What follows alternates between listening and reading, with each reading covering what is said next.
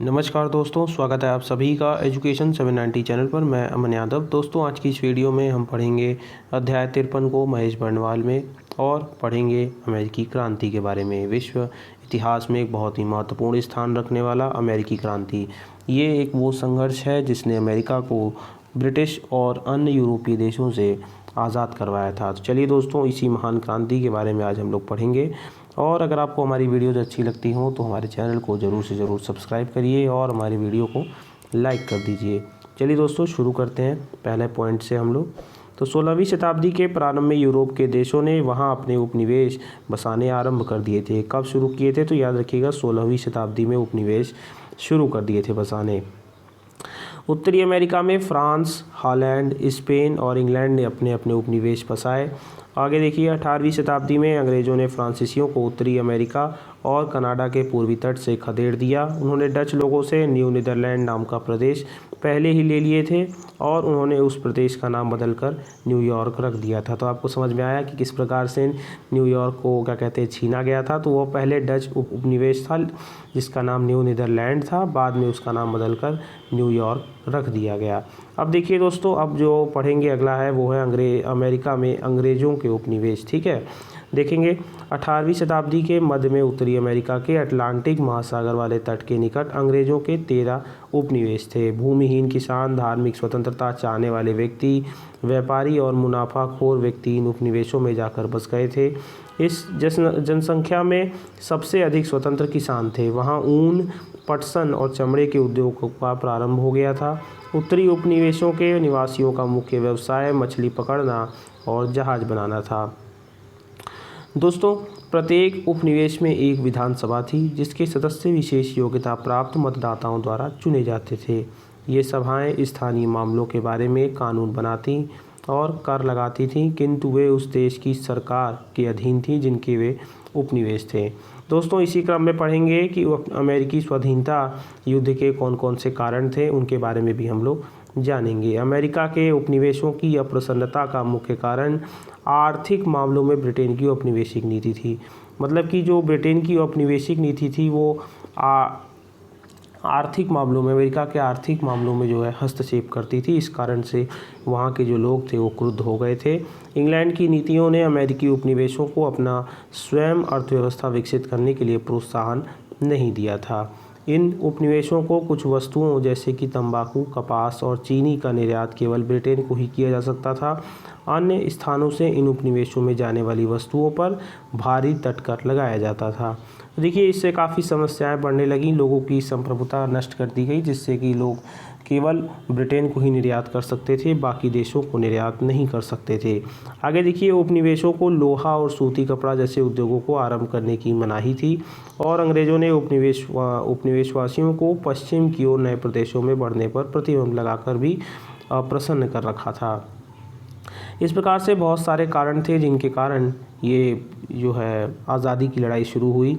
आगे देखिए, कुलीन अंग्रेज़ों ने अमेरिका में भूमि खरीद ली और वे किसानों से लगान वसूल करते थे। सन 1765 में ब्रिटेन की संसद ने स्टाम्प पेपर एक्ट पारित किया, जिसके अंतर्गत उपनिवेशवासियों की सभी व्यापारिक सौदों पर कर देना पड़ता था। इस कानून से उपनिवेशों में ज़बरदस्त विरोध की भावना जाग उठी और उपनिवेशवासियों ने ब्रिटेन से आने वाली सभी वस्तुओं का बहिष्कार करने का निश्चय ले लिया था। आगे देखिए, अमेरिका के क्रांतिकारियों को 17वीं शताब्दी के इंग्लैंड के दार्शनिकों के विचारों से बहुत प्रेरणा मिली। तो उनमें कुछ नाम भी दिए गए हैं, जैसे लॉक, हैरिंगटन, मिल्टन आदि दार्शनिकों का मत था कि मनुष्य के कुछ मौलिक अधिकार हैं जिनकी अवहेलना करने का अधिकार किसी भी सरकार के पास नहीं है।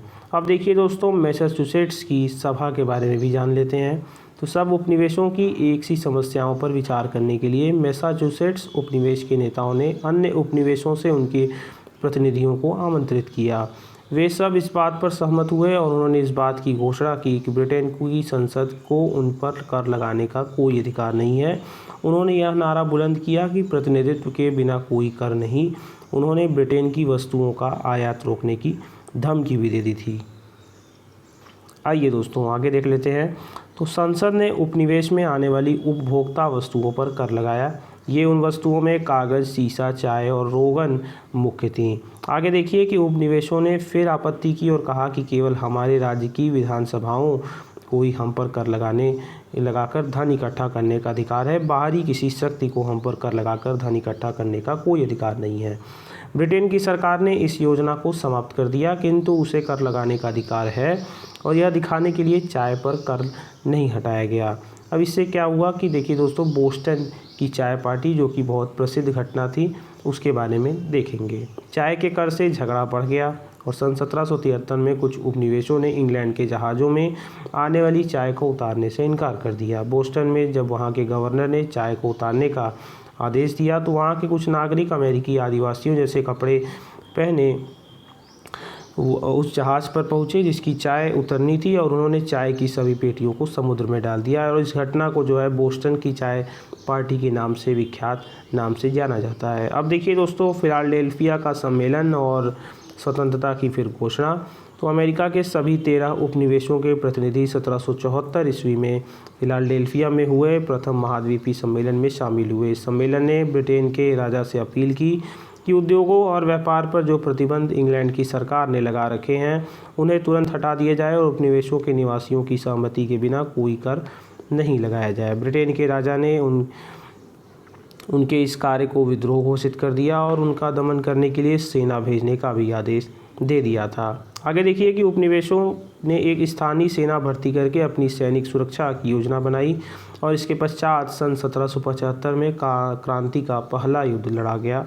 कब लड़ा गया था पहला युद्ध? 1775 में। इस युद्ध में उपनिवेशों की नागरिक सैनिक टुकड़ी ने ब्रिटेन के 1000 सिपाहियों का सफलतापूर्वक मुकाबला किया था। द्वितीय महाद्वीपीय सम्मेलन 4 जुलाई 1776 को हुआ और जिसमें स्वतंत्रता की घोषणा को स्वीकार कर लिया गया। अब देखिए दोस्तों, स्वतंत्रता के युद्ध के बारे में भी जान लेते हैं। तो देखिए, जॉर्ज वाशिंगटन, जिनके नाम जो वहाँ के पहले राष्ट्रपति भी रहे हैं, ठीक है, जॉर्ज वाशिंगटन को अमेरिका की सेनाओं का सेनापति नियुक्त किया गया था और क्या कहते हैं, प्रारंभिक लड़ाइयाँ बोस्टन के आसपास लड़ी गई। तब ब्रिटेन ने कुछ सेना कनाडा भेजी ताकि वह वहाँ से दक्षिण की ओर बढ़कर ब्रिटेन की दूसरी सेना से मिल सके और इस प्रकार अमेरिका को 2 भागों में बांटा जा सके। इंग्लैंड के एक सेनापति ने इस योजना को कार्यान्वित करने में कुछ भूल कर दी। जैसा कि ब्रिटिश सेनाएं दक्षिण की ओर बढ़ीं, अमेरिकी सेनाओं ने उनका सामना किया और उन्हें हरा दिया था। अप्रशिक्षित स्थानीय अमेरिकी सेना की प्रशिक्षित ब्रिटिश सेना पर विजय बड़े महत्व की बात थी। इससे अमेरिका के निवासियों में बड़ा आत्मविश्वास उत्पन्न हो गया था। फ्रांस की सरकार ने खाद्य सामग्री और धन भेजकर उपनिवेशों की सहायता करने का निश्चय किया। आखिर ये निश्चय धन की सहायता क्यों किया फ्रांस ने? तो देखिए, ब्रिटेन फ्रांस का पुराना शत्रु था, इसलिए उसे परेशान करना फ्रांस का मुख्य उद्देश्य था। और ये आपने भारतीय इतिहास में भी पढ़ा है किस प्रकार से अंग्रेज़ों और फ्रांस के बीच में 3 युद्ध होते हैं। चलिए देखते हैं कि ब्रिटेन के अन्य शत्रुओं जैसे कि स्पेन और हॉलैंड ने भी अन्यत्र ब्रिटेन के विरुद्ध शीघ्र युद्ध छेड़ दिया और ब्रिटेन में भी अशांति फैल रही थी। आयरलैंड में विद्रोह का डर था। संसद में कुछ नेता उपनिवेशवासियों के विरुद्ध हो रहे युद्ध को विरोध कर रहे थे। अब चलिए दोस्तों, आगे देख लेते हैं कुछ और पॉइंट्स को हम लोग कि अंततः यह युद्ध 1781 में तब समाप्त हुआ जब ब्रिटेन के सेनापति लॉर्ड कॉर्नवालिस, जिसका नाम आपने भारत में भी सुना है, जो बाद में भारत का गवर्नर जनरल, ने आत्मसमर्पण कर दिया और 2 वर्ष बाद सन 1983 में पेरिस की संधि पर हस्ताक्षर हुआ। सॉरी दोस्तों, यहाँ 1983 नहीं होगा बल्कि यहाँ पे 1783 होगा, ठीक है, यहाँ पे गलती से 1983 लिखा हुआ है। तो 2 वर्ष बाद 1783 में पेरिस की संधि पर हस्ताक्षर हुए और इस संधि के द्वारा ब्रिटेन ने अपने 13 भूतपूर्व उपनिवेशों की स्वतंत्रता को स्वीकार कर लिया। अब देखिए दोस्तों, अमेरिकी संविधान का निर्माण होता है। विश्व का पहला लिखित संविधान, गणतांत्रिक संविधान का निर्माण अमेरिका में ही होता है। जब स्वतंत्रता का युद्ध प्रारंभ हुआ उस समय सभी 13 उपनिवेश एक दूसरे से अलग थे। उनमें से प्रत्येक की अपनी अपनी सेना, अलग सीमाएं, तटकर और वित्त व्यवस्था थी, किंतु वे इंग्लैंड के विरुद्ध संगठित हो गए थे क्योंकि इंग्लैंड को जो है सभी शत्रु मानते थे। सन 1781 में उन्होंने एक योजना के अंतर्गत संयुक्त राज्य अमेरिका के नाम से राष्ट्रीय सरकार बनाने का निश्चय लिया। इसलिए कहा जाता है यूनाइटेड स्टेट्स ऑफ अमेरिका। मतलब इस जो राज्यों का संघ बनाकर क्या कहते हैं एक देश की गठन किया गया है। तो एक नया संविधान बनाने के लिए एक संवैधानिक सम्मेलन फिलाडेल्फिया में बुलाया गया और नया संविधान सन 1799 में लागू हुआ और इस प्रकार अमेरिका में गणतंत्र राज्य की स्थापना की गई, रिपब्लिक, ठीक है, रिपब्लिक ऑफ अमेरिका की स्थापना की गई। अमेरिका के संविधान में संघ पद्धति को स्वीकार किया गया और जिसके अंतर्गत शक्तियों का विभाजन संघ सरकार और राज्य सरकार के बीच में किया गया था। अमेरिका के नागरिकों को अनेक अधिकार दे दिए गए और उनमें सबसे प्रमुख अधिकार है भाषण, प्रकाशन से क्या अर्थ है, प्रेस की स्वतंत्रता और धर्म की स्वतंत्रता तथा कानून के अनुसार न्याय प्राप्त करने का अधिकार दे दिया गया था। तो संविधान बनते ही संयुक्त राज्य अमेरिका संसार के इतिहास में एक राष्ट्र के रूप में प्रकट हुआ और इतिहास में यह पहला लिखित गणतांत्रिक संविधान था जो आज तक चल रहा है और आज हम देख भी रहे हैं।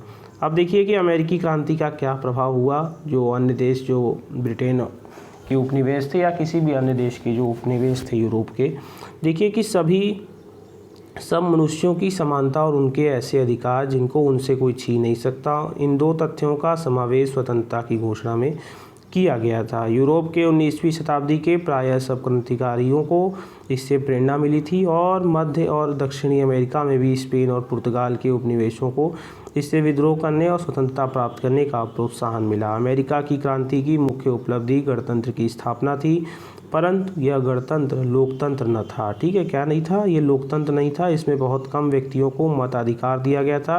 काले लोगों को, जो अधिकतर दास थे अमेरिका के इंडियनों, मतलब जो उनके मूल निवासी थे, और स्त्रियों को मतदान का अधिकार नहीं दिया गया था। और बाद में जो है धीरे धीरे वहाँ पर संघर्ष हुए, शीत युद्ध हुए, जिनके कारण जो है लोगों को बाद में मतदान का अधिकार दे दिया गया। तो दोस्तों आज का वीडियो जो है यहीं पर समाप्त होता है और अगर आपको ये वीडियो अच्छी लगी हो तो हमारे वीडियो को जरूर लाइक करिए, चैनल को जरूर सब्सक्राइब कर लीजिए। मैं ऐसी वीडियोज़ रोज़ लाता हूँ और बने रहिए चैनल के साथ। तब तक के लिए जय हिंद, जय भारत।